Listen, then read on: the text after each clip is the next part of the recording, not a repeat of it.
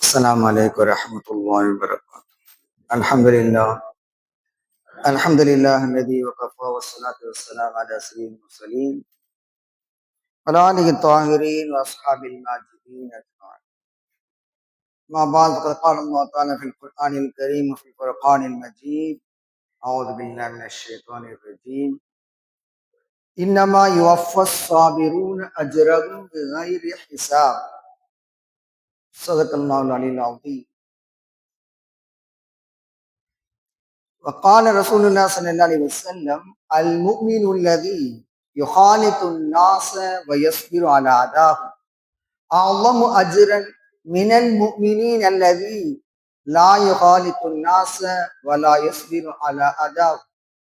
صدق رسول النبي الكريم. رب اشرح لي صدري ويسر لي أمري واحلل عقدة من لساني يفقهوا قولي. سبحانك لا علم لنا إلا ما علمتنا இன்னக அன்தல் அலீமுல் ஹகீம். இவ்வுலகை படைத்து பரிபாலித்துக் கொண்டிருக்கின்ற பேரிழவன் அல்லாஹ் ஒருவனுக்கு புகழ் அனைத்தும் உரித்தார். இவ்வுலக மக்கள் அனைவருக்கும் வழிகாட்டியாக வந்த அண்ணல் நபி ஸல்லல்லாஹு அலைஹி வஸல்லம் அவர்களை பின்பற்றிய சஹாபாக்கள், தாபியீன்கள், தபா தாபியீன்கள் மற்றும் இங்கு குழுமி இருக்கின்ற நாம் அனைவர் மீதும் அல்லாஹ்வுடைய வற்றா கருணை என்றென்றும் உண்டாகுமாக. கணித்துக்குரிய இஸ்லாம் பிரிவுகளே சோர்களே, உங்கள் அனைவருக்கும் சலாமை தெரிவித்துக் கொள்கின்ற அஸ்ஸலாமு அலைக்கும் வரஹ்மத்துல்லாஹி வபரகாத்துஹு. கணித்துக்குரிய இஸ்லாம் பிரிவுகளே சோர்களே, இன்றைய நவீன காலத்தில் மிக துரிதமாக எல்லோரும் சென்று கொண்டிருக்கக்கூடிய இந்த நேரத்தில் பொறுமை, சகிப்புத்தன்மை இது போன்ற வார்த்தைகளை நாம் ஏற்றில்தான் பார்க்க முடியும், மனித வாழ்க்கையில் பார்க்க முடியாது. பொறுமை, சகிப்புத்தன்மை இது ரெண்டும் ஒவ்வொரு மனிதருக்கும் அவசியம். இந்த சகிப்புத்தன்மையை நாம் மேற்கொள்கின்ற போது பல்வேறு நன்மைகளை அல்லாஹ் நமக்கு வழங்குகிறான். சிரமங்களை தாங்கிக் கொள்கின்ற போது அல்லாஹ் நமக்கு அதிகமான நன்மைகளை வழங்குகிறான். மக்களோடு சேர்ந்து வாழுகின்ற போது அண்டை வீட்டார் மூலம் நமக்கு தொல்லைகள் ஏற்படலாம், பிற சமுதாய மக்கள் மூலம் நமக்கு தொல்லை ஏற்படலாம், நம்முடைய உறவினர்கள் வீடு நமக்கு பக்கத்தில் இருந்தால் அவங்க மூலம் தொல்லைகள் ஏற்படலாம். ஆனால் இந்த தொல்லைகளை எல்லாம் சகித்து கொண்டு அவர்களோடு உறவாடுவது, அவர்களோடு இனிமையாக பழகுவது, இதன் மூலம்தான் அல்லாஹ் நன்மையை தருகின்றான். அத்தகையோருக்கு நன்மை கிடைக்கிறது. எனவே மற்றவர்களுடைய தொல்லைகளை, துன்பங்களை நாம் சகித்துக் கொள்கின்ற போது நமக்கு நன்மை கிடைக்கிறது. அதைத்தான் அல்லாஹ் சொல்கின்றான், இன்னமா யுவஃபஸ் ஸாபிரூன அஜ்ரஹும் பிகைரி ஹிசாப். பொறுமையாளர்கள் அவர்களுக்கான கூலி வழங்கப்படுவதெல்லாம் கணக்கின்றிதான், அன்லிமிட்டெட். அவங்களுக்கு லிமிட்லாம் கிடையாது, அன்லிமிட்டடா அவங்களுக்கு அல்லாஹ் தஆலா நன்மையை கொடுக்கும். பொறுமை காக்கின்றோம். இந்த உலகத்திலே வாழுகின்ற போது நாம் பொறுமை காக்கின்றோம், பல்வேறு சிரமங்களை தாங்கிக் கொள்கிறோம். அதனால் அல்லாஹ் தஆலா இத்தகைய நன்மையை, அன்லிமிட்டடான நன்மையை அல்லாஹ் தஆலா நமக்கு வரம்பில்லாத நன்மைகளை அல்லாஹ் தஆலா நமக்கு வழங்குகிறார். எனவே கணியத்திற்குரிய இஸ்லாம் பிரிவுகளே சோர்களே, நாம் இந்த பொறுமையை, சகிப்பு தன்மையை நம்முடைய அன்றாட வாழ்க்கையில கடைபிடிக்க கற்றுக்கொள்ள வேண்டும். அதே நேரத்தில் நமக்கு சிரமங்கள் ஏற்படுகின்ற போது அதை மற்றவர்களிடம் சொல்வதை விட அல்லாஹ்விடம் முறையிடலாம். நமக்கு சிரமம் ஏற்படுது, அதை அல்லாஹ்விடம் தெரிவிக்கலாமே தவிர மற்றவர்கள்ட்ட போய் புலம்புவதால் எந்த பயனும் கிடையாது. அப்ப மற்றவர்கள்ட்ட சில பேர் சொல்லிக்கிட்டே இருப்பாங்க, எனக்கு இது சிரமம், அது சிரமம் அப்படின்னு சொல்லி கொண்டிருப்பார்கள். ஆனால் நாம் அல்லாஹ்விற்காக பொறுமை காக்கின்ற போது, அல்லாஹ் எதை வழங்கி இருக்கிறானோ அதை நாம் திருப்தி கொண்டு பொறுமையோடு வாழுகின்ற போது அல்லாஹ் தஆலா அதற்கான பரிசை இம்மையிலும் மறுமையிலும் அல்லாஹ் நமக்கு வழங்குவார். ஒவ்வொரு நபிமாரையும் நாம் எடுத்துக்கொள்கின்ற போது அவர்கள் தம்முடைய சிரமங்களை அல்லாஹ்விடம் சொல்லியிருக்கிறார்கள் என்பதை பார்க்கிறோம். அப்ப அந்த வகையில நம்ம பார்க்கின்ற போது ஐயூப் அலைஹிஸ்ஸலாம் அவர்கள் நோய்வாய்ப்பட்டு நீண்ட காலம் நோய்வாய்ப்பட்டு இருந்தார்கள். அவர்கள் தம்முடைய அந்த நோய் குறித்து நீண்ட காலம் சிரமப்படுகின்ற அந்த சிரமத்தை குறித்து அல்லாவிடத்திலே முறையிட்டார்கள். வையூப இது நாதா ரப்பஹு அன்னி மஸ்ஸனிய துர்ரு வஅன்த அர்ஹமுர் ராஹிமீன். ஐயூபை நினைவு கூறுங்கள். அவர் தம்முடைய இறைவனை அழைத்து, எனக்கு மிக பெரும் ஒரு துன்பம் என்னை தீண்டி விட்டது அப்படின்னு சொல்லிட்டு, வஅன்த அர்ஹமுர் ராஹிமீன், நீ கருணையாளர்களுக்கெல்லாம் கருணையாளன் என்று அல்லாஹ்வை பார்ப்பவர்கள் சொன்னார்கள். அப்ப அந்த கருணையாளர்களுக்கெல்லாம் கருணையாளனாக இருக்கக்கூடிய இறைவா, நீ எனக்கு இந்த துன்பத்தை நீக்கு அப்படின்னு அல்லாஹ்விடத்துல அவங்க முறையிட்டார். யாக்கூப் அலைஹிஸ்ஸலாம் அவர்கள் நம்முடைய மூத்த மகன் ஆரம்பத்துல யூசுப் அலைஹிஸ்ஸலாம் அவர்கள் காணாமல் போய்விட்டார்கள். அதன் பிறகு சில காலம் கழித்து பின்யாமீன் என்ற மகனாரும் காணாமல் போய்விட்டார். அந்த நேரத்துல ரொம்ப வருத்தப்பட்டாங்க. யாக்கூப் அலைஹிஸ்ஸலாம் அவர்கள் மிக கடுமையாக வருத்தப்பட்டாங்க, கவலைப்பட்டாங்க.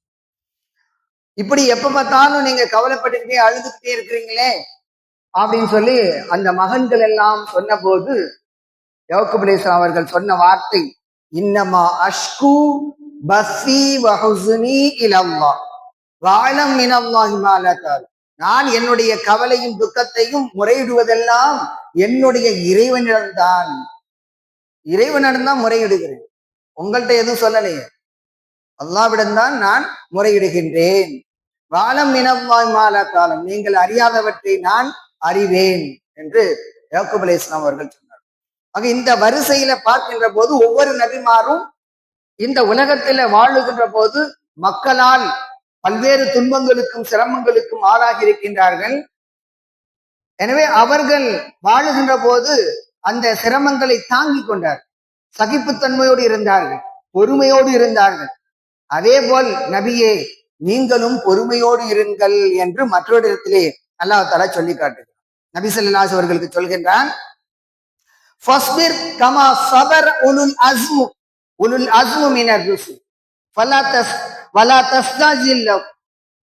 நபியே, உலுல் அஸ்மை போன்ற அந்த ரசூல்மார்கள் இருந்தார்களே, அவர்கள் பொறுமை காத்ததை போல நீங்களும் பொறுமையோடு இருங்கள் என்று நபி ஸல்லல்லாஹு அலைஹி அவர்களுக்கு அல்லாஹ் சொல்கின்றார். அப்ப இந்த உலுல் அஸ்மு யார், அவர்கள் என்ன சிரமப்பட்டாங்க அப்படின்னு சொன்னா, அதாவது மக்களால் தாங்கவே முடியாத அளவுக்கு அதிகமான துன்பங்களை அவர்கள் தாங்கிக் கொண்டார்கள். அதனாலதான் அவங்க மன திட்பம் உடையவர்கள், மன உறுதி கொண்டவர்கள் அப்படின்னு அவங்களுக்கு பேர். 5 பேர், 5 பேர், நூஹ் அலைஹிஸ்ஸலாம், இப்ராஹிம் அலைஹிஸ்ஸலாம், மூசா அலைஹிஸ்ஸலாம், ஈசா அலைஹிஸ்ஸலாம், முஹம்மது நபி ஸல்லல்லாஹு அலைஹி வஸல்லம்.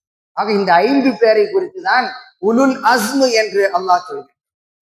ஆக முந்தைய 4 ரசூல்மார்களை போல, உலுல் அஸ்மை போல நீங்களும் உறுதியாக இருங்கள், மன உறுதியோடு, மன தைரியத்தோடு, மன திப்பத்தோடு இருங்கள் என்று அல்லாஹ் தஆலா அவர்களுக்கு அல்லாஹ் கட்டளையிடுகிறார். கண்ணியத்திற்குரிய இஸ்லாம் பெரியவர்களே, இன்று நாம் பல்வேறு சிரமங்களை குடும்பத்துல அனுபவிக்கிறோம். குடும்பத்துல, சமுதாயத்துல பல்வேறு சிரமங்கள் இருக்கின்றன. ஆனால் அந்த சிரமங்களை தாங்கிக் கொள்ள முடியாமல் குடும்பத்தை விட்டே ஓடி போறவங்க இருக்கிறாங்க. மனைவியை கவனிக்காம ஓடி போறவங்க இருக்கிறாங்க. குடும்பத்துல தாய் தந்தைய துரத்தி விட்டுட்டு இவங்க மட்டும் தனியா வாழக்கூடிய நிலையை பார்க்கிறோம். இப்படி பல்வேறு வகையில மற்றவர்களுடைய சிரமங்களை நம்ம சுமந்துடக்கூடாது அப்படிங்கிறதுல உறுதியா இருக்கிறாங்க. அந்த வகையில நம்ம பார்க்கின்ற போது குடும்பத்துல திடீர்னு யாராவது உடம்பு சரியில்லாம ஆயிட்டாங்க. முற்காலத்துல என்ன செய்வாங்க, உடம்பு சரியில்லைன்னு சொன்னா நீண்ட காலம் அவருக்கு வைத்தியம் பார்த்து அவரை எப்படியாவது குணப்படுத்திடணும் அப்படின்னு நினைப்பாங்க. இன்னைக்கு எப்படியாவது இவரை வேற எங்கேயாவது தள்ளி விட்டணும் அப்படின்னு சொல்லி பார்க்கக்கூடிய சூழ்நிலை இருக்கு. குறிப்பாக இன்னைக்கு ஒரே ஒரு விஷயத்தை நம்ம எடுத்துக்கலாம். இப்ப அன்றைய காலத்துல கோமா அப்படின்னு சொன்னது இன்றைக்கு எக்ஸ்ட்ரா ஒரு வார்த்தை, மூளைச்சாவு. பிரெயின் அவுட் ஆயிடுச்சுங்க, இனிமே அவர் பழைக்க மாட்டாரு, சும்மா உயிர் மட்டும் இருக்கும், அதுக்கப்புறம் படுத்தே தான் கிடப்பார் அப்படின்னு சொன்ன உடனே அங்க உள்ளவங்களுக்கெல்லாம் ஒரே பயம். சரி, இவரை வச்சு என்ன செய்யுது, அன்றைய காலத்துல நீண்ட காலம் வீட்டுக்கு கூட்டிட்டு வந்து வீட்டுக்கு எடுத்துட்டு வந்து அவங்களே வந்து எல்லா குதுமத்தும் செய்து அவருக்கு செஞ்சுக்கிட்டே இருப்பாங்க. கடைசியில ஒரு 10 வருஷம் கழிச்சு திடீர்னு முழிப்பு வந்து அவர் எழுவார். உணர்வு ஏற்பட்டு எழக்கூடிய நிலையை நம்ம பார்த்திருக்கோம். 10 வருஷம் 12 வருஷம் கோமால இருந்தாருங்க, இப்பதான் எழுந்து வந்திருக்கிறாரு அப்படின்னு சொல்லுவாங்க. ஆனா இன்றைய காலத்துல என்னாச்சு, மூளைச்சாவு என்ற வார்த்தையும் சொல்லிடுறதுனால சட்டுப்புட்டுன்னு எல்லாத்தையும் முடிச்சுட்டு வந்துடுறது. அதாவது மூளைச்சாவுன்னு சொன்ன உடனே என்ன ஆகுதுன்னு சொன்னா, சரி இவரை வச்சு யாரு புதுமத்து செய்யறது அப்படின்னு சொல்லிட்டு அந்த நேரத்துல டாக்டர் வந்து சொல்லுவார், இது மாதிரிங்க மூளைச்சாவு ஏற்பட்டுச்சு உங்க கணவருக்கு அல்லது உங்க மனைவிக்கு அல்லது பெற்றோருக்கு அப்படி சொல்கின்ற போது அவருடைய உடல் உறுப்புகளை கொடுத்தீங்கன்னாக்க சில பேர் அதை எதிர்பார்த்துட்டு இருக்காங்க, அதை நீங்க கொடுத்தீங்கன்னா பேர் உதவியா இருக்கும் அப்படின்னு சொல்லி, அது மட்டும் இல்ல கொஞ்சம் உங்களுக்கு சில லட்சங்களும் கிடைக்கும் அப்படின்னு சொன்ன உடனே உடல் உறுப்புகளை அங்கேயே கொடுத்துட்டு உடலை மட்டும் கொண்டுட்டு வந்து தஃபன் பண்ணிடுறாங்க, முடிஞ்சு போச்சு. இன்றைய சூழ்நிலை அப்படி இருக்கிறது. ஆக அந்த அதாவது தம்முடைய உறவினர், தம்முடைய தாய் அல்லது தந்தை, தம்முடைய சகோதரன் அவங்களை கவனித்துக் கொள்ள வேண்டும் அப்படிங்கிற அக்கறையோடு கவனித்துக் கொள்ள வேண்டும் அப்படிங்கிற அந்த சிந்தனை இன்றைக்கு அற்று போய்விட்டது, இல்லாமல் போய்விட்டது. அந்த சிரமங்களை தாங்கிக் கொள்ள வேண்டும் அப்படிங்கிறது இன்னைக்கு இல்லை. சில குடும்பங்கள்ல நம்ம பார்க்கலாம், அதாவது தாயோ தந்தையோ உடம்பு சரியில்லை, படுத்த படுக்கையா இருக்கிறாங்க. அப்படிப்பட்ட நேரத்துல மருமக சொல்லுவான், அவங்க வீட்டுக்கு வந்த மருமக சொல்லுவா, என்னங்க உங்களை வந்து உங்க அத்தா வந்து உங்களை மட்டும்தான் பெத்தாரா? இன்னும் 2 பேர் இருக்காங்கல்ல உங்க அண்ணன் தம்பிங்கெல்லாம், அவங்க வீட்டுக்கு அனுப்பிச்சு விடுங்க, நம்ம வீட்டுக்கு கூட்டிட்டு வந்துடாதீங்க, அவரை சரியா கவனிக்க முடியாது நம்மனால. அதனால சில பேர் நம்ம பிள்ளைக்கு அஃபெக்ஷன் ஆயிடும், அதாவது அவங்களுக்கு ஏதாவது கிருமி தொற்று ஏற்பட்டுடும், அதனால அதெல்லாம் வேண்டாம், இப்படி சொல்லக்கூடிய மருமகள்களை நம்ம பார்க்கணும். அப்ப சில பேர் என்ன செய்வாங்க, சரி இன்றைக்கும் சில இடங்கள்ல தம்முடைய தாயை தந்தையை நீண்ட காலம் கவனிக்கக்கூடிய பிள்ளைகளும் இருக்கத்தான் செய்கின்றார்கள். அதே நேரத்துல இப்படிப்பட்ட இந்த பரபரப்பான உலகத்துல மிக துரிதமாக அவர்களை முடிச்சு விட வேண்டும் அப்படின்னு எதிர்பார்க்கக்கூடியவர்கள் இருக்கின்றார்கள் என்பதை நம்ம பார்க்கணும். ஆக இந்த சிரமங்களை தாங்கிக் கொள்வதற்கு யாரும் தயாரா இல்லை. வீட்டுல ஒரு மருமகள் வந்திருக்காங்க புதுசாக, இன்றைய காலத்துல வந்து மாப்பிள்ளை பாக்குறது எப்படி பாக்குறாங்கன்னு சொன்னா, நாங்க வந்து தனி குடுத்தனம் போயிடுவோம், ஏன்னா எங்களோட மாமனார் மாமியார்லாம் இருக்கக்கூடாது, நாங்க தனி குடுத்தனம் போயிடுவோம், அதுக்கு சம்மதிச்சா நீங்க உங்க உங்க பொண்ணு மாப்பிள்ளையை கொடுங்க அப்படின்னு சொல்லி பட்டவர்த்தனமாக தெளிவாக கேட்கக்கூடிய சூழ்நிலை இன்னைக்கு உண்டாயிடுச்சு. யாருடைய சிரமங்களையும் தாங்கிக் கொள்வதற்கு நாங்கள் தயாரில்லை அப்படிங்கிறது அதனுடைய உட்பொருள். ஆக இந்த நேரத்துல நம்ம ஒரு செய்தியை தெரிஞ்சுக்கிறணும்.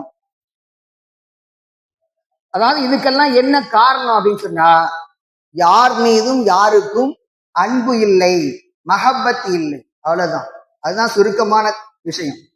அப்போ ஒரு அன்பும் அக்கறையும் இருக்கின்ற போதுதான் இவரை நாம் கவனித்துக் கொள்ள வேண்டும். இவர் நம்மளை பெற்றெடுத்த தாய், பெற்றெடுத்த தந்தை, நம்முடைய சகோதரன், நம்முடைய கணவர், நம்முடைய மனைவி அப்படிங்கிற அந்த பாசம், அன்பு, மஹப்பத் இருக்கணும்.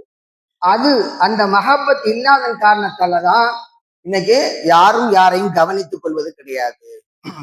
அப்ப இதுக்காக நபி ஸல்லல்லாஹு அலைஹி வஸல்லம் சொல்லி கொடுத்திருக்கக்கூடிய ஒரு துஆவை நாம் அதிகமாக அல்லாஹ்விடத்திலே கேட்கணும். அந்த துஆ என்னன்னு சொன்னா, தாவூத் அலைஹிஸ்ஸலாம் அவர்கள் அந்த துஆவை ஓதி இருப்பதாக நபி ஸல்லல்லாஹு அலைஹி அவர்கள் நமக்கு அந்த துஆவை சொல்லி கொடுக்கிறார். அதாவது திர்மிதி என்ற நூல்ல பதிவு செய்யப்பட்ட ஒரு ஹதீஸ், அல்லாஹும்ம இன்னி அஸ்அலுக ஹுப்பக வ ஹுப்ப மன் யுஹிப்புக வல் அமல் அல்லதி யுபல்லிக்னி ஹுப்பக. இறைவா, உன்னிடத்திலே உன்னுடைய அன்பை கேட்கிறேன், அதாவது உன்னுடைய மஹப்பத், உன்னுடைய அன்பை கேட்கிறேன். வ ஹுப்ப மன் யுஹிப்புக, உன்னை யார் நேசிப்பார்களோ அவர்களுடைய அன்பையும் கேட்கின்றேன். வல் அமல் அல்லதி யுபல்லிக்னி ஹுப்பக, உன்னுடைய அன்பை பெற்று தரும் செயலை நான் கேட்கிறேன். இதுதான் இங்க முக்கியமானது. வல் அமல் அல்லதி யுபல்லிக்னி ஹுப்பக, உன்னுடைய அன்பை பெற்றுத்தரக்கூடிய அந்த செயலை நான் உன்னிடம் கேட்கிறேன். அல்லாவுக்கு எது பிடிக்கும்? அல்லாவுடைய அன்பை பெறணும்னா என்ன செய்யணும்? நாம் மற்றவர்களுடைய சிரமங்களை நம்ம சகித்துக் கொள்வது, ஏழைகளுக்கு உதவி செய்வது, அனாதைகளுக்கு உதவி செய்வது, இல்லாதவர்களுக்கு கொடுத்து உதவுவது, தான தர்மங்கள் செய்வது, சிரமப்பட்டு இருக்கக்கூடிய அந்த அந்த குடும்பத்துல, அதாவது சண்டை போட்டுக்கிட்டு இருக்கிறாங்க பேசாம, அந்த குடும்பத்தினரை, அந்த 2 பேரை அல்லது அந்த குடும்பத்தினரை சமாதானம் ஏற்படுத்தி அவர்களை சமாதான நிலைக்கு கொண்டு வருவது, இது மாதிரியான செயல்பாடுகளை அல்லாஹ் தஆலா விரும்புகிறான். அப்ப இந்த செயல்களை நாம் செய்வதன் மூலம் அல்லாஹ்வுடைய அன்பை பெறுகின்றோம். மனிதர்கள் மீதான மஹப்பத்தும் நமக்கு ஏற்படும், அதன் மூலம் அல்லாஹ்வுடைய அன்பும் நமக்கு கிடைக்கும். இதனாலதான் அப்ப கணியத்திற்குரிய இஸ்லாம் பெரியவர்களே சோர்களே, நாம் பிறர் மீது அன்பு காட்டுகின்ற போது அந்த அன்பு நெஞ்சம் நமக்கும் ஏற்படும். அல்லாஹ் தஆலா அதன் மூலம் நமக்கு நன்மையை தருகின்றார். இப்ப பிறர் மீது நாம் அன்பு செலுத்த வேண்டும் என்பதை இங்கே நபி ஸல்லல்லாஹு அலைஹி வஸல்லம் அவர்கள் நமக்கு சொல்லித் தருகின்றார்கள். அல்லாஹ்வுடைய அன்பை பெற்றுத்தரக்கூடிய செயலை நாம் அல்லாஹ்விடத்துல கேட்கணும். இறைவா, உன்னுடைய அன்பை பெற்றுத்தரக்கூடிய அந்த செயலை நான் உன்னிடம் கேட்கிறேன். அப்ப அல்லாஹ்வுடைய அன்பு எந்தெந்த செயலையெல்லாம் செய்தால் அல்லாஹ்வுடைய அன்பு கிடைக்குமோ அந்த செயல்களை நாம் செய்து வர வேண்டும். கணியத்திற்குரிய இஸ்லாம் பெரியவர்களே சகோதரர்களே, இப்படி நம்ம பார்க்கின்ற போது இன்றைக்கு எத்தனையோ செயல்கள் இருக்கின்றன. மாமனாருக்கு இடையே அவங்களுக்கு ஹிதுமத் செய்யக்கூடிய ஒரு பெண் இருக்கிறான்னு சொன்னால் அவர் அதிகமான நன்மைகளை பெறுகிறார். அதாவது தனிப்பட்ட முறையில தனி குடும்பத்தை வாழ்றார் ஒரு பெண்மணி வாழ்கின்றார் என்று சொன்னால் அவளுடைய நன்மையை விட ஒரு கூட்டு குடும்பத்துல பல்வேறு நபர்கள், குடும்ப உறுப்பினர்கள் இருப்பாங்க, அவங்களுக்கு ஹிதுமத் செய்து அவங்களுக்கு தேவையானதை கொடுத்து அவங்களுடைய அன்பை பெற்று அதன் மூலம் கணவனுடைய அன்பை பெறுவதுதான் கடந்த கால வாழ்க்கை முறை. ஆனால் இன்று யாரும் கிடையாது. தன்னுடைய கணவன் தன்னுடைய பிள்ளை முடிஞ்சு, வேற யாரும் கிடையாது. அப்படிப்பட்ட சூழ்நிலை இருக்கிறது. எனவே கண்ணியத்துக்குரிய இஸ்லாம் பெரியவர்களே சகோதரர்களே, இந்த நேரத்துல ஒரு செய்தியை நம்ம தெரிஞ்சுக்கணும். பல்வேறு சிரமங்களை தாங்கி கொண்டு ஒருவர் வாழ்கிறார், அதே நேரத்துல ஒருவர் தனித்து வாழ்கிறார். இதுல யார் சிறந்தவர், யார் நன்மைக்குரியவர் என்று நாம் பார்க்க வேண்டும். அப்ப தனி குடும்பத்துல இருக்கக்கூடிய ஒரு மருமகளை விட கூட்டு குடும்பத்துல இருந்து அந்த மருமகள் நல்ல பேர் வாங்குகிறார் சொன்னால், பணிவிடை செய்கிறார் என்று சொன்னால், அந்த பெண்மணி தான் சிறந்தவள், அதிகமான நன்மையை பெறக்கூடியவர். அந்த வகையில ஒரு செய்தியை நம்ம தெரிஞ்சுக்கலாம். இப்னு மாஜா என்ற நூல்ல பதிவு செய்யப்பட்ட ஒரு செய்தி, அல் மூமினுல்லதி யுகாலித்துன் நாஸ வயஸ்பிரு அலா அதாஹும் அஅலமு அஜ்ரன் மினல் மூமினில்லதி லா யுகாலித்துன் நாஸ வலா யஸ்பிரு அலா அதாஹும். ஒரு மூமின் சமுதாய மக்களோடு இணைந்து வாழ்கிறார், கலந்து வாழுகின்றார். அவர்களுடைய சிரமங்களை, அவர்கள் கொடுக்கின்ற சிரமங்களை தாங்கிக் கொள்கிறார், பொறுமை காக்கின்றார். இவர் தனியாக ஒருவர், அதாவது மக்களோடு சேராமல் அவங்களுடைய சிரமங்களை தாங்கிக் கொள்ளாமல் தனியாக வாழுகின்ற மூமினை விட அதிகமான நற்கூலியை பெறக்கூடியவர் என்று அல்லாஹ் ஸல்லல்லாஹு அலைஹி அவர்கள் சொன்ன செய்தி இப்னு மாஜா என்ற நூலிலே பதிவு செய்யப்பட்டிருக்கிறது. ஆக மக்களோடு சேர்ந்து வாழ்ந்து அவங்களுடைய சிரமங்களை, அவங்க கொடுக்கக்கூடிய அந்த சிரமங்களை, துன்பங்களை தாங்கிக் கொண்டு வாழ்கின்ற போது நாம் அதிகமான நன்மைகளை பெறுகின்றோம். அப்ப குடும்பத்துல மனைவியோடு ஒருவர் வாழ்கின்றார், அவ எப்படிப்பட்டவளா இருந்தாலும் பரவாயில்ல, அவ பேசும் போதெல்லாம் எழுத்து பேசுறா, அல்லது மகிழ்ச்சியா பேசுறதே இல்லை, எப்ப பார்த்தாலும் கோபப்படுறா, இருந்தாலும் அந்த மனைவியோடு ஒருவர் வாழ்கிறான்னு சொன்னால் அவர் அதிகமான நன்மையை பெறக்கூடியவர். எனவே கண்ணியத்திற்குரிய இஸ்லாம் பெரியவர்களே சகோதரர்களே, நாம் ஒருவருக்கொருவர் அன்பு செலுத்தி மக்களுடைய சிரமங்களை தாங்கி கொண்டு பொறுமையோடும் சகிப்பு தன்மையோடும் வாழக்கூடிய நற்பேற்றினை அல்லாஹ் தஆலா நம் அனைவருக்கும் தந்தல் புரிவானாக. வாஹித் தாவானா அல்ஹம்துலில்லாஹி ரப்பில் ஆலமீன். அஸ்ஸலாமு அலைக்கும் வரஹ்மத்துல்லாஹி வபரகாத்துஹு.